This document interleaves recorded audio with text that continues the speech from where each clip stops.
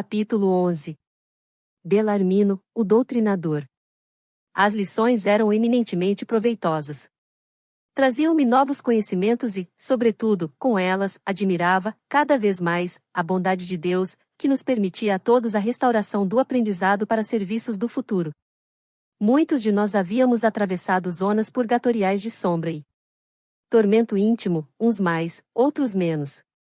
Bastara, contudo, o reconhecimento de nossa pequenez, a compreensão do nosso imenso débito, e ali estávamos, todos, reunidos em nosso lar, reanimando energias desfalecidas e reconstituindo programas de trabalho. Eu via em todos os companheiros presentes o reflorescimento da esperança. Ninguém se sentia ao desamparo. Observando que numerosos médiuns prosseguiam, em valiosa permuta de ideias, referentemente ao quadro de suas realizações, e ouvindo tantas observações sobre doutrinadores, perguntei a Vicente, em tom discreto. Não seria possível, para minha edificação, consultar a experiência de algum doutrinador em trânsito por aqui? Recolhendo notícias de tantos médiuns, com enorme proveito, creio não deva perder esta oportunidade. Vicente refletiu um minuto e respondeu. Procuremos Belarmino Ferreira. É meu amigo há alguns meses. Segui o companheiro, através de grupos diversos. Belarmino lá estava a um canto, em palestra com um amigo. Fisionomia grave, gestos lentos, deixava transparecer grande tristeza no olhar humilde.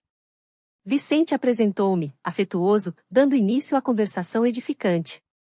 Após a troca de alguns conceitos, Belarmino falou, comovido. Com que, então, meu amigo deseja conhecer as amarguras de um doutrinador falido? Não digo isso, obtemperei a sorrir, desejaria conhecer sua experiência, ganhar também de sua palavra educativa.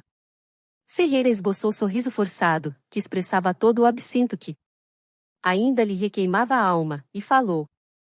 A missão do doutrinador é muitíssimo grave para qualquer homem.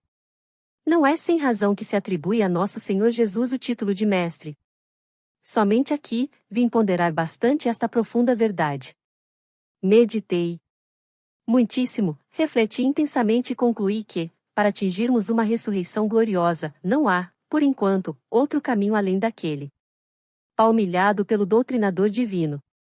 É digna de menção a atitude dele, abstendo-se de qualquer escravização aos bens terrestres.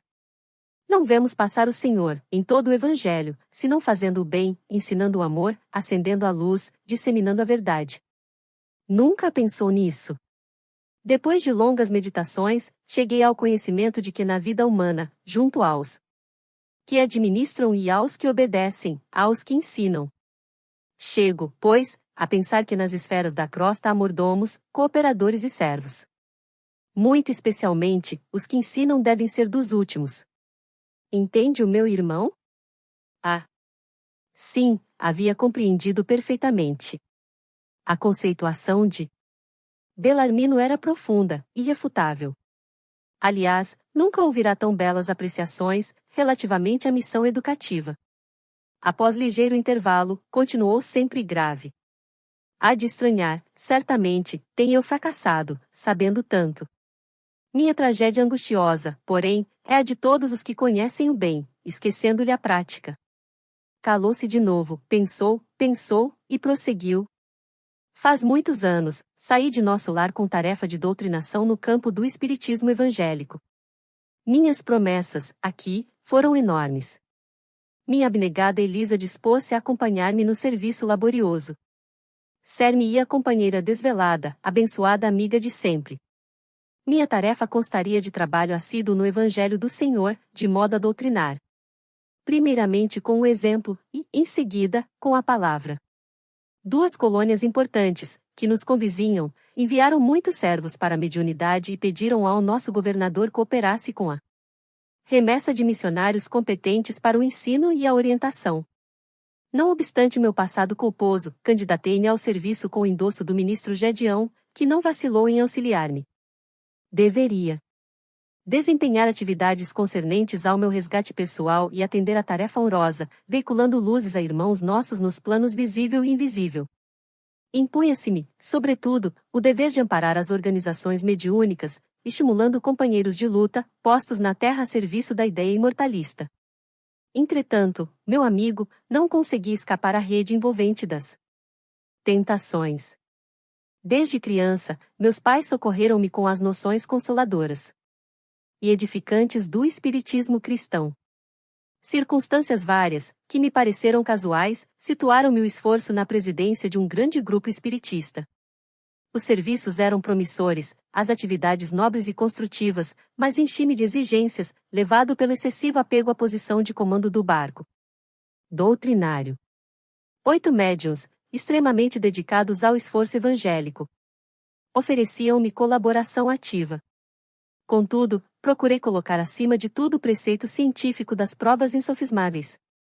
Cerrei os olhos à lei do merecimento individual, ouvidei os imperativos do esforço próprio e, envaidecido com os meus conhecimentos do assunto, comecei por atrair amigos de mentalidade inferior ao nosso círculo.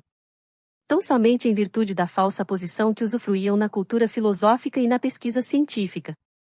Insensivelmente, vicejaram-me na personalidade estranhos propósitos egoísticos. Meus novos amigos queriam demonstrações de toda sorte, ansioso por colher colaboradores na esfera da autoridade científica, eu exigia dos pobres médiuns longas e porfiadas perquisições nos planos invisíveis. O resultado era sempre negativo, porque cada homem receberá, agora e no futuro, de acordo com as próprias obras. Isso me irritava. Instalou-se a dúvida em meu coração, devagarinho. Perdi a serenidade doutro tempo. Comecei a ver nos médiuns, que se retraíam aos meus caprichos, companheiros de má vontade e má fé. Prosseguiam nossas reuniões, mas da dúvida passei à descrença destruidora. Não estávamos num grupo de intercâmbio entre o visível e o invisível? Não eram os médiuns simples aparelhos dos defuntos comunicantes? Por que não viriam aqueles que pudessem atender aos nossos interesses materiais, imediatos? Não seria melhor estabelecer um processo mecânico e rápido para as comunicações? Por que a negação do invisível aos meus propósitos de demonstrar positivamente o valor da nova doutrina? Debalde, Elisa me chamava para a esfera religiosa e edificante, onde poderia aliviar o espírito atormentado.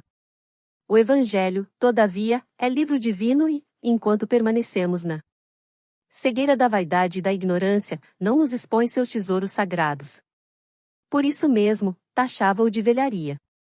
E, de desastre a desastre, antes que me firmasse na missão de ensinar os amigos brilhantes do campo de cogitações inferiores da terra arrastaram-me ao negativismo completo do nosso agrupamento cristão, onde poderia edificar construções eternas, transferi-me para o movimento, não da política que eleva, mas da politicália inferior, que impede o progresso comum e estabelece a confusão nos espíritos encarnados. Por aí, estacionei muito tempo, desviado dos meus objetivos fundamentais, porque a escravidão ao dinheiro me transformará os sentimentos. E assim foi, até que acabei meus dias com uma bela situação financeira no mundo e um corpo crivado de enfermidades, com um palácio confortável de pedra e um deserto no coração. A revivescência da minha inferioridade antiga religou-me a companheiros menos dignos no plano dos encarnados e desencarnados, e o resto o meu amigo poderá avaliar, tormentos, remorsos, expiações. Concluindo, asseverou: mas, como não ser assim? Como aprender sem a escola, sem retomar o bem e corrigir o mal?